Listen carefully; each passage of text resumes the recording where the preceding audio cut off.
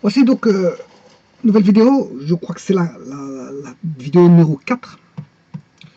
Je vais intituler donc dans l'étude des statistiques. C'est général, hein, voilà, je vais plutôt mettre statistique, le cours de statistiques. Je vais faire ici une quatrième vidéo qui va concerner tout simplement la définition de statistiques.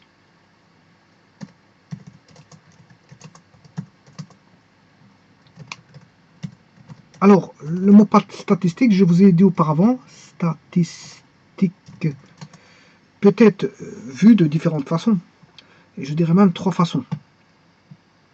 Il y a la statistique, que tout le monde peut entrevoir comme discipline. Statistique.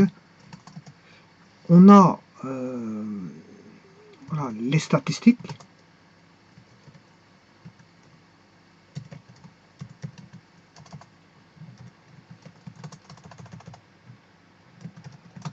Avec un S à la fin. Et on a bien sûr la statistique, avec un S majuscule.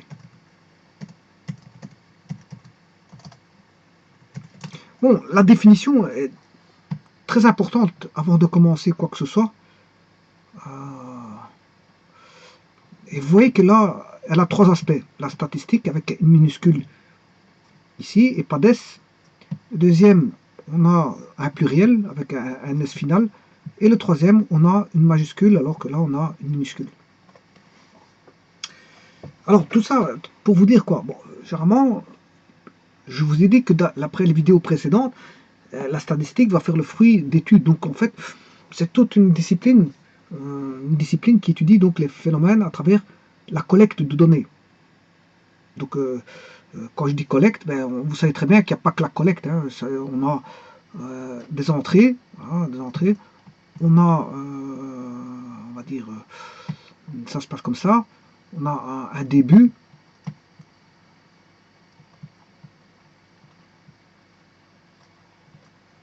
c'est le schéma typique, voilà, que l'on rencontre dans les systèmes d'information. Hein. On trouve ça dans les ordinateurs, l'informatique, l'électronique. Voilà, gestion des données à caractère économique. C'est quasiment le schéma qui revient assez souvent.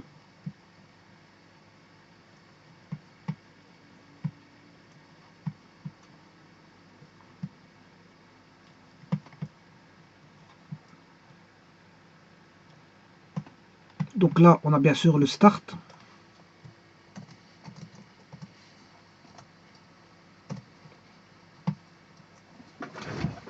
On collecte les données, on collecte les données, on les rassemble.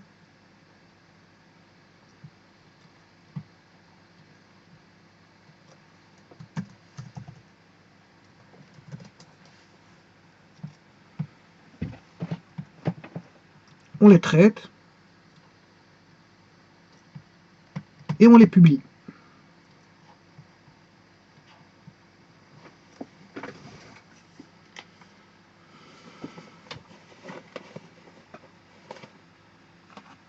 Donc, je vous disais que la statistique, c'est une discipline. Une discipline qui va étudier des phénomènes. Alors, je vais aller voir la définition de phénomène, bien sûr, sur Internet, pour vous donner une précision de la définition, pour ne pas que je change un quelconque mot de la définition. Mais là, je vais aller voir aussi la définition voilà, des statistiques. Et alors, je prends pour référence, pour nommer la définition, je vais aller voir sur le site Wikipédia. Je ne vais pas réinventer une définition qui serait la mienne, alors que bon, elle existe, elle est toute faite, profitons-en de l'utiliser pour ne pas s'en écarter. Pour ne pas s'en écarter. Voilà, donc je vous disais qu'ici, la science va subir, la science, la discipline qui étudie donc les phénomènes à travers la collecte de données, le traitement, ceci, ce sont le traitement des données, et bien sûr la publication des données.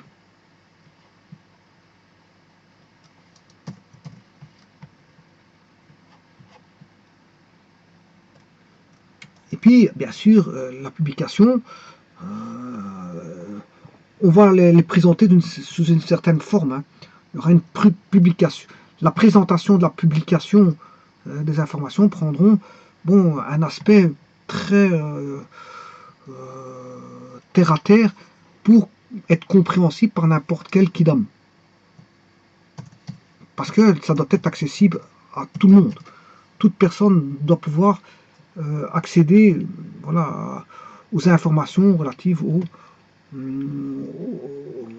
à une étude statistique. Elle doit être compréhensible par... ça ne doit pas être quelque chose de flou ou quelque chose qui donne le tournis avant de commencer quoi que ce soit à vouloir voir.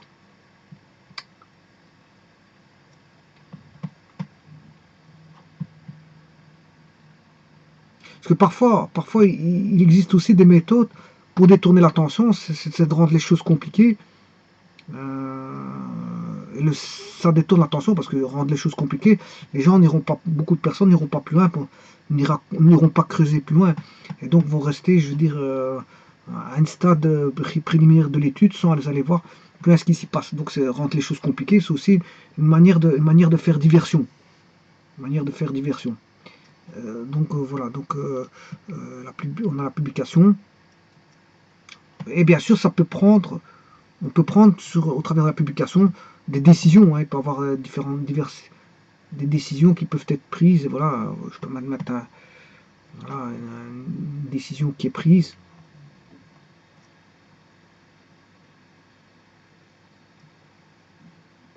Voilà, une décision sous forme d'action.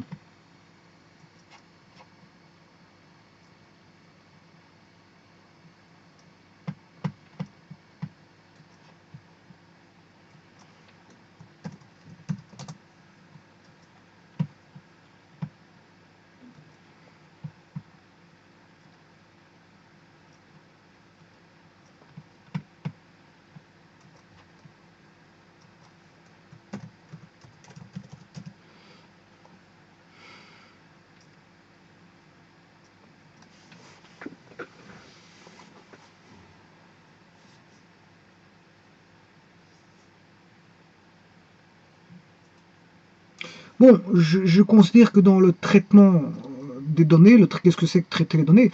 C'est appliquer les méthodes de traitement,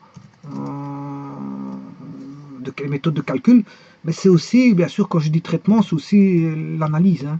L'analyse et l'interprétation. Voilà. Avant, publication. Puis après, on publie, on fait la publication. Quoi qu'on peut analyser ailleurs, hein. On n'est pas obligé d'analyser au niveau du traitement.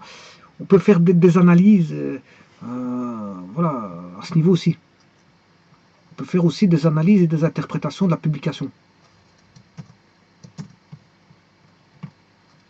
Alors, on peut analyser, faire une analyse et des interprétations pour prendre une décision, si vous voulez.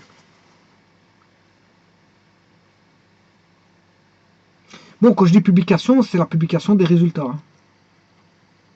Donc ça, c'est la collecte des datas, ou des données, si vous voulez. Voilà, collecte des datas, et là, publication des données ou publication des résultats.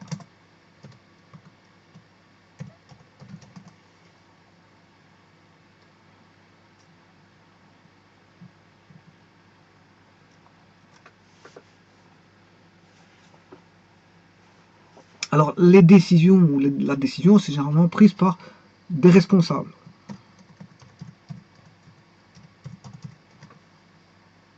Il y a un critère de responsabilité dans la décision à prendre. Bon, c'est pas n'importe qui va prendre une décision de pouvoir agir selon l'étude publiée. L'étude publiée amènera de l'interactivité. Comme j'ai expliqué dans une vidéo précédente, l'interactivité, ben, c'est une action au quotidien. Par exemple, je prends en compte, si je prends en exemple voilà, la gestion des routes au quotidien, ben, s'il y a aux heures de pointe, s'il y a du trafic, ben, on va publier via Eurotrafic ou je sais pas quoi, via une radio bien spécifique. On va spécifier de prendre des itinéraires voilà, plus fluide. Voilà. Et donc ça c'est de l'interactivité. La météorologie est aussi une science qui va collecter les données, mais qui va faire de l'interactivité en disant bon, faites attention pour le tel jour, pour telle date, parce qu'en fait, et c'est quasi au quotidien, il y a de l'interactivité aussi au niveau boursier, voilà, parce que la bourse elle change tout le temps. Voilà, il y a beaucoup de choses qui sont des statistiques qui vont intervenir, qui vont venir influer sur une certaine, on va dire, une certaine régularité quotidienne. C'est-à-dire on aura une interactivité. Contrairement à d'autres, à des statistiques qui sont l'objet voilà, de publications soit mensuelles, soit trimestrielles, bimensuelles ou mensuelles, ou trimestrielles ou semestrielles ou quadrimestrielles ou annuelles, ou tous les 10 ans. Pourquoi pas, on peut avoir des statistiques tous les 10 ans. Ça dépend, voilà, le phénomène qu'on étudie. À quoi il rime. Bon, alors donc je disais que pour moi la statistique c'est une discipline à part entière, donc qui étudie donc les phénomènes à travers donc la collecte de data, voilà, euh, qui ont qui fait subir un traitement à ces collectes de data. Je vous fais remarquer que là il y a une interaction sondée-sondeur, pas toujours, mais voilà, il y a une interaction sondée. Il peut y avoir plusieurs sondés, des sondés au sondeur, il peut y avoir plusieurs sondeurs. Je vais mettre avec S. Voilà, donc au niveau de la collecte de data, c'est l'interaction sondé-sondeur. Et le traitement se fait bien sûr par des logiciels informatisés. Hein. Excel est un très bon outil pour le traitement des statistiques. Donc on peut avoir des logiciels, ou applicatifs pour le traitement statistique des données collectées.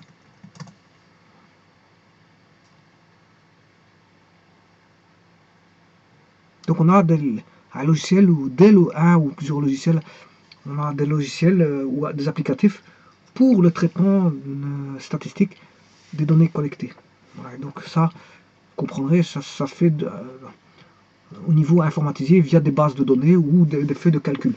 On peut retrouver avec Excel ou des traitements ou des logiciels type calculateur, feuille de calcul. Voilà. Alors je vous disais que là, on a une responsabilité qui est prise pour la décision. Donc vous voyez qu'il y a des acteurs hein, autour d'une procédure, comme ça, d'une méthode. Il y a des acteurs, parce que là, on a les responsables. Voilà, les responsables.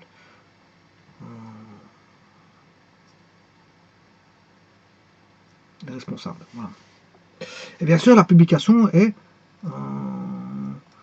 voilà, la publication des résultats est, on va dire, accessible à tout kidam, toute personne.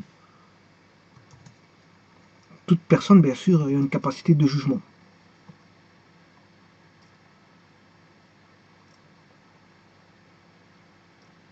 On va dire une personne lambda. Quelle que soit la personne donc, qui a une capacité de jugement, peut accéder à des publications de résultats voilà, de traitement, statistique. On retrouve de nombreux sites voilà, de statistiques. Je vous les ai dit auparavant dans une vidéo.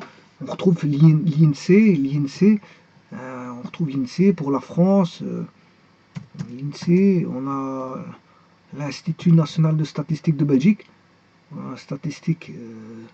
voilà, l'Institut national de statistique de Belgique. Je vous ai donné les sites, voilà, et après on peut retrouver des sites au niveau de la communauté européenne. Vous pouvez aller rechercher toutes des données au niveau de la communauté européenne. Hein. Bon, il y a des institutions toutes faites. On peut aller récolter des informations des sites américains. Il existe des sites américains, on peut aller chercher toutes sortes de données qui donnent des informations sur tous les pays. Voilà, on a des sites de l'ONU, les sites la communauté européenne, de l'Union européenne, et ainsi de suite. Voilà, vous avez des sites nationaux. Chaque pays a son site. Il y a des sites nationaux et des sites internationaux. Chaque pays a son site avec toutes les et qui sont accessibles pour n'importe qui. N'importe qui peut aller accéder aux informations. C'est pas des informations de type secret, parce que si c'était de type secret, il serait pas de type, voilà, à moins qu'on aurait dévoilé voilà des secrets. Mais voilà, en général, ce sont des sites accessibles à toute personne lambda, donc accessible pour n'importe qui. Il n'y a pas de secret voilà, à prendre en compte. Il n'y a pas de voilà voilà, ce sont des informations, des sites accessible à tout public, toute personne peut y accéder. Il n'y a pas voilà, de contraintes possibles au niveau de l'âge, au niveau voilà, de ce que vous voulez. Il n'y a pas de problème. Vous rentrez, vous voulez consulter une information, vous la consultez. Maintenant, je vous dis tout de suite, je ne vais pas faire les vidéos que j'ai faites auparavant, c'est à prendre avec des pincettes, parce que tout n'est pas, je veux dire, c'est voilà, donné avec une certaine, voilà, eux disent que les informations sont données avec une certaine voilà, fiabilité, une certaine fiabilité. On peut les croire, mais comme on peut ne pas les croire, parce que je veux dire, tout dépend des sources pour lesquelles ils ont été cherchés ça. S'ils ont été cherchés ça dans un pays où les sources ne sont pas déjà pas fiables à la base, ben, le site international ne sera pas fiable non plus, puisqu'il a été pompé des informations qu'on leur a données, enfin pompé non, mais on leur a donné des informations qui sont déjà pas véridiques à la base. Donc voilà, il faut se tenir à il faut se tenir au rationnel, au rationnel et au scientifique, rationnel scientifique. Parce qu'il y a le rationnel philosophique, mais il y a le rationnel scientifique. Il faut se baser sur le rationnel scientifique. Alors je vous rappelle que la statistique est la discipline qui étudie les phénomènes à travers la collecte de données, de traitement, leur analyse, l'interprétation des résultats et leur présentation, afin de rendre ces données, si vous voulez, compréhensibles par tous. Donc on peut dire que c'est une science, voilà, c'est ce que je vous disais, c'est une science, une méthode et un ensemble de techniques. Bon, alors on va aller voir ça tout de suite. Bon, ce que je vous dis là, je l'ai étudié par cœur, bien sûr, et ça vient tout simplement de Wikipédia. Et je vais aller voir ça tout de suite sur Wikipédia. Qu'est-ce qu'ils disent? Mais avant ça, je vais aller voir qu'est-ce que c'est que, avant toute chose, un phénomène. Un phénomène, c'est un fait naturel constaté, susceptible d'études scientifiques, effectivement. Bon, l'étude de voilà, l'étude scientifique. Hein. L'étude scientifique peut se baser sur des études statistiques. Hein. Voilà, on peut faire une étude scientifique basée sur des statistiques.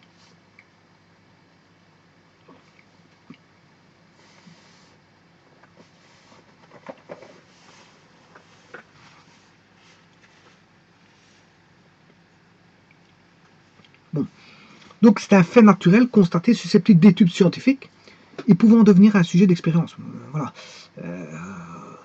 Mais ça peut être aussi étudié de manière statistique. Alors, la seconde définition, il vous donne des exemples. Hein. Les météores sont des phénomènes naturels, ça c'est plutôt scientifique. Le phénomène de la radioactivité, c'est un phénomène scientifique.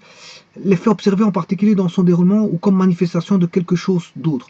La dénatalité, voilà, ça c'est un phénomène statistique, est un phénomène de société, des sociétés développées. Généralement, les phénomènes statistiques sont des phénomènes de société. Hein. C'est des études, voilà, on retrouve des études, voilà, au sein de populations sociales. Voilà. Bien sûr, et ces activités aussi. Hein. Il n'y a pas qu'au niveau social, les populations au niveau social, mais il y a aussi les activités au niveau social. Bon, et la dénatalité, c'est proprement social. Donc ça, c'est vraiment un fait qu'on étudie non pas en science, non, une étude scientifique, mais c'est une étude statistique. Mais l'étude statistique est bien une science. Hein. Voilà, c'est une science. La statistique est une science. Bon, et le restant, ça n'a plus rien à voir. Hein. Personne, chose qui se fait remarquer par son caractère extraordinaire, ça n'a plus rien à voir. Bon, ce qui veut dire que, là, je vais regarder la notion, définition pour la statistique. La statistique, je vous ai dit que c'est la discipline qui étudie les phénomènes. Je viens de voir la définition de mon phénomène. Maintenant, vous savez c'est quoi. À travers la collecte des données, mais oui, je l'ai dit tout à l'heure, la collecte des data, hein, leur traitement, on traite les données par des méthodes mathématiques. Leur analyse, bien sûr, ça ne sert à rien d'avoir des données brutes, les présenter telles quelles si on n'a pas fait d'analyse, si on n'a pas enrichi, si vous voulez, la suite du calcul des méthodes de calcul statistique par une analyse. Hein. Voilà. C'est bien l'enregistrement des données, mais la constatation et l'enregistrement, c'est bien, mais rien de tel que l'analyse. L'analyse qui fait parler, bien sûr, les relations qui existent entre ce qui est perçu au travers des nombres. C'est les nombres qui vont faire percevoir l'aspect des choses. C'est les nombres qui font ressortir l'aspect des choses, et c'est à l'analyste, justement, de faire exprimer ce qui est ressorti des calculs par les méthodes statistiques.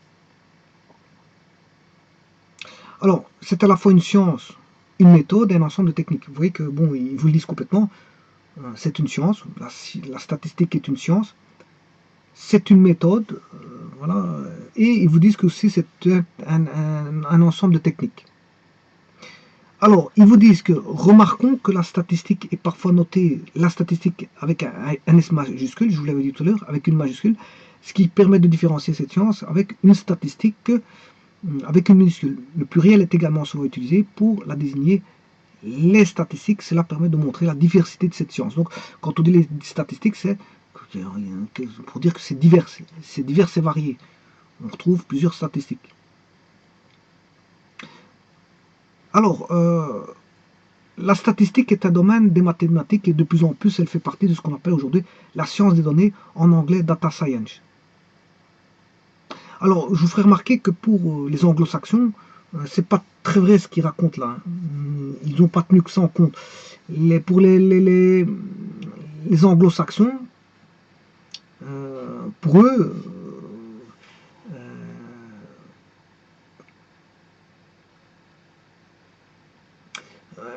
voilà, ça c'est pour on va dire, je sais pas, c'est pour un grand nombre de personnes, c'est considéré comme un domaine des mathématiques, la statistique. Mais pour les anglo-saxons, c'est tout simplement une discipline, hein, hors des mathématiques, hors cadre des mathématiques. Je parle de statistiques, je ne parle pas de probabilité. Pour eux, les statistiques, c'est une discipline hors des maths. Alors moi, quand je dis, bon, data science, je dirais même plus, je dirais big data science, parce que quand on voit les bases de données, les échantillons sont tellement immenses que, bon, on peut considérer que c'est un traitement d'une grande collecte de données, donc c'est big data science.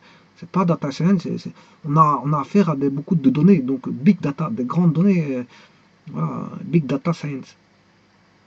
Pour moi, je rajouterais big data science. Voilà, j'utilise souvent big data science, voilà, plutôt que data science pour vous dire l'ampleur. On va dire c'est pour un petit peu insister sur l'ampleur dans la collecte de données. Bon, quand vous êtes en interrogation écrite dans une école, ça n'a rien à voir. Vous avez quelques données. Voilà, vous n'avez pas beaucoup de données. Mais si vous devez collecter des données d'un pays ou d'une grande province ou de plusieurs nations, là vient le stockage de l'information au travers de bases de données où là on aura beaucoup de données. Et donc fatalement on aura des big data science, c'est pas des data science. On aura beaucoup de données. Voilà. Donc elle possède une composante théorique ainsi qu'une composante appliquée. La composante théorique s'appuie sur la théorie des probabilités. Alors, elle s'appuie sur la théorie des probabilités, ça c'est du prévisionnel. Hein.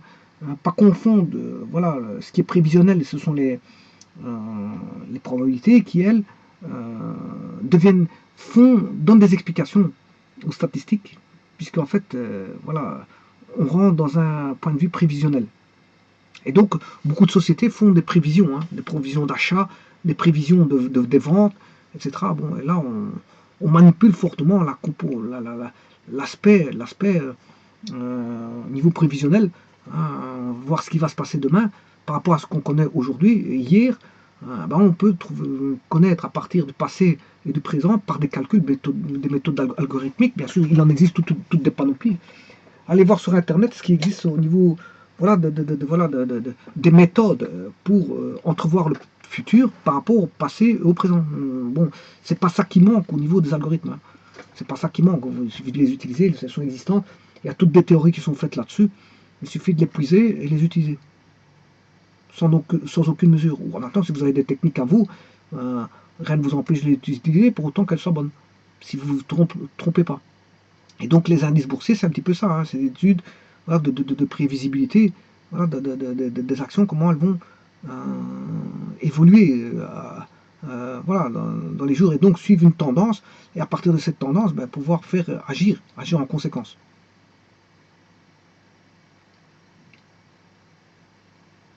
Voilà. Et qu'est-ce qu'il dit ici? Donc elle possède une composante théorique ainsi qu'une composante appliquée. La composante théorique s'appuie sur la théorie des probabilités, donc prévisionnelle, et forme avec cette dernière les sciences de l'aléatoire. Voilà. Donc, mais ça c'est quand elle est accouplée à la probabilité. Hein. Quand on dit science de l'aléatoire, c'est quand elle est accouplée aux probabilités. Parce que, quelque part, si on prend que la statistique descriptive, fait que tout simplement une collecte, une collecte de données et un enregistrement de ces mêmes données. Voilà. Maintenant, on peut l'enrichir par le calcul des probabilités. À ce moment, elle devient, comme je vous l'ai dit tout à l'heure, explicative. Je dirais même prévisionniste. On peut prévoir, si vous voulez, les événements futurs au travers des prévisions. Bon, et là, on a eu tous des grands mathématiciens qui sont intervenus au niveau des calculs des probabilités. Bon, ça c'est une autre histoire. Pour l'instant, je suis aux statistiques. Hein. La statistique appliquée est utilisée dans presque tous les domaines de l'activité humaine. Ingénierie, management, économie, biologie, informatique, voilà, je dirais même dans tous les... On peut l'utiliser partout. On peut prendre un membre du personnel et le faire dédier uniquement à des études statistiques. Voilà. La statistique peut aider grandement la société à voir des choses du passé, des anciennes erreurs du passé, à voir des erreurs du présent et de former, je veux dire, une certaine vision d'avenir par rapport à ce qui a été vécu auparavant. Donc on peut agir en conséquence par des études statistiques faites par bon, ça peut être fait par différents corps de métier, un gestionnaire de planification, un gestionnaire de production, un gestionnaire de statistiques, un statisticien, mais on ne va pas forcément prendre un statisticien. Parfois, un mathématicien suffit. On peut prendre un mathématicien ou un statisticien. Pour autant que le mathématicien a plus des côtés, il y a l'expérience au niveau des statistiques, il n'y a pas de problème, on peut prendre un mathématicien, un statisticien, bien sûr, un gestionnaire de production, un gestionnaire de planification. On peut prendre beaucoup de personnes qui sont capables de faire des algorithmes et entrevoir, je veux dire, ou d'appliquer les algorithmes déjà existants. Voilà, pour voir ce qui se passe au futur, en tant que prévision, soit des ventes, prévision des ventes, prévision des achats, prévision des cours de la bourse, prévision de ce que vous voulez. Voilà.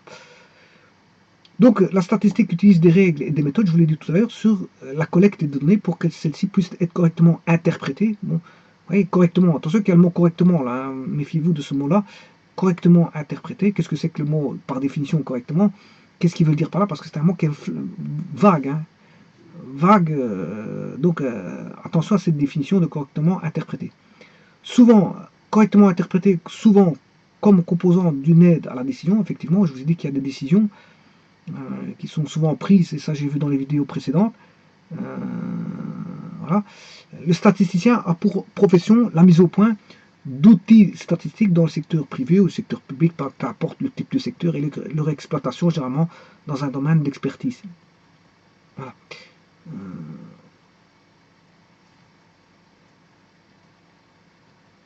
Alors, je vous disais que la statistique c'est l'ensemble de méthodes à partir desquelles on recueille les données, on les organise, on résume, on présente, comment on présente les résultats, et l'analyse, enfin comment on présente les données, parce qu'avant de présenter les résultats, il faut présenter les données. Il faut recueillir les données, les organiser. Bon, je ferai remarquer que généralement, une des techniques d'organisation, c'est le tri. Le tri existe, hein, il existe différentes méthodes de tri. Bubble, voilà, il y a le tri à boule, il y a différents types voilà, le tri dichotomique, etc. Il existe différents types de techniques, d'algorithmes de tri. Et donc, la première des choses, c'est de trier, soit par ordre alphabétique, soit par un numéro d'index, par enfin, ce que vous voulez. Vous pouvez trier comme vous voulez, souvent, ce que vous avez envie de trier. Vous pouvez même faire des sous-groupes, hein, vous faites des sous-groupes d'organisation. Vous organisez par exemple par sous-groupe, par famille, par catégorie. Voilà. Vous organisez les données, c'est une organisation. Vous recueillez, vous organisez les données. Bien sûr, vous résumez, vous présentez les données correctement. Ensuite, vous faites l'analyse. Bien sûr, l'analyse des données après traitement. Et qui permet de tirer, si vous voulez, des conclusions et de prendre des décisions voilà, adéquates. De précision. Bon, on peut se tromper dans les décisions. Hein. On n'allait pas croire on reste des êtres humains. C'est pas parce que vous avez fait une étude statistique que vous prenez une décision que bon, elle sera d'office la bonne solution. Ouais, de là, parfois vous avez des marges d'erreur. Parfois, il faut peut-être entamer des petites corrections à vos décisions. Peut-être faut-il revoir votre décision. Peut-être faut-il oublier complètement la décision hein, et passer à autre chose parce que la décision n'est pas la bonne démarche à suivre voilà, pour aboutir à ce que l'on veut. Alors, les statistiques avec ES, je vous l'ai dit, ça désigne donc les données elles-mêmes ou de résultats obtenus à partir des données. Alors, on parle de statistiques avec S de l'emploi, les statistiques, je ne sais pas moi, on peut prendre tous les statistiques de la santé, les statistiques du commerce international, c'est-à-dire commerce extérieur. Statistiques avec ES désigne, si vous voulez, les données elles-mêmes ou de résultats obtenus à partir des données. Donc elles désignent les données. Bon, ça c'est les statistiques. C'est-à-dire que les statistiques de l'emploi concernent, si vous voulez, la moyenne de l'emploi, tralala, tralala, tout ce qui va avec. Voilà. Donc cette vidéo aussi n'avait pour but que tout simplement de voir les différentes définitions de statistiques que vous avez ici. Vous pouvez les entrevoir vous-même. Elles sont là. Donc la statistique avec grand S qui différencie cette science statistique avec une statistique. Les statistiques avec S qui distingue la diversité de cette science. La statistique est un domaine de mathématiques pour un groupe, pour certaines personnes, mais pour les anglo-saxons, c'est une discipline hors des maths. Alors, moi, je définis non pas la data science, mais le big data science, qui est la science des grandes données, parce que généralement, ce sont des grandes bases de données qui constituent, enfin, qui sont avec de nombreuses données, énormément de données à l'intérieur des bases de données. Alors, on peut allier, bien sûr, aux sciences des grandes données, le champ des statistiques et le champ des probabilités. Donc, comme ça, on peut faire aussi bien de l'enregistrement de données que, bien sûr, de l'enregistrement et de l'analyse, ainsi que des prévisions. Des prévisions, voilà, des prévisions qui vont donner des explications de ce qui va se passer demain. Voilà, je vous remercie.